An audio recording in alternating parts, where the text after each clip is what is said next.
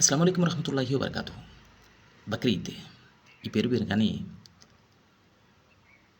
వేల రూపాయల ఖర్చుతో కొంతమంది ఆడంబరంగా లక్షల రూపాయలు పెట్టి జంతువుని కొంటారు. కత్తులు పదును పెట్టబడతాయి. ఆ తర్వాత ఆ జంతువును బలివ్వడం జరుగుతుంది. ఆ తర్వాత ఆ జంతువు యొక్క మాంసాన్ని 3 భాగాలుగా చేసి ఒక భాగం బీదలు, రెండవ భాగం బంధువులు, మూడవ వంతు మాత్రమే తనకు, తన కుటుంబ సభ్యుల కోసం ఉంచడం జరుగుతుంది.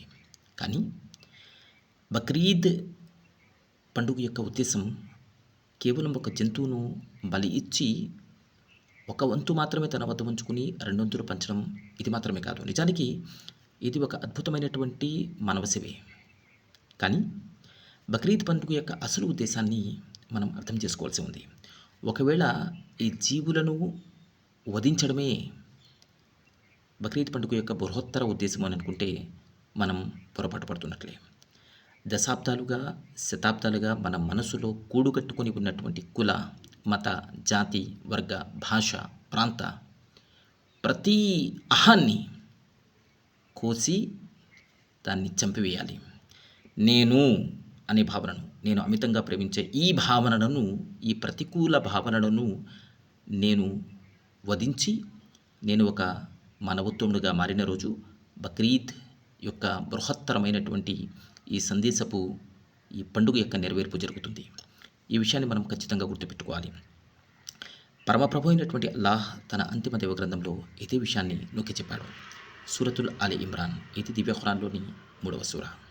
ఇందులో దైవం అంటాడు, లన్ తనాలుల్ బిర్ర హత్తా తున్ఫికు మిమ్మా తుహిబ్బూన్. మీరు అమితంగా ఇష్టపడే దానిని దైవ మార్గంలో ఖర్చు పెట్టినంత వరకు మీరు సత్కార్యాల స్థాయికి చేరుకోలేరు అని చెప్పి అంటాడు. మనం అమితంగా ఇష్టపడుతుంది ఏమిటి? నేను అనే భావాన్ని, శతాబ్దాలుగా గూడుకొట్టుకున్నటువంటి అహంకారాన్ని, స్వార్థాన్ని.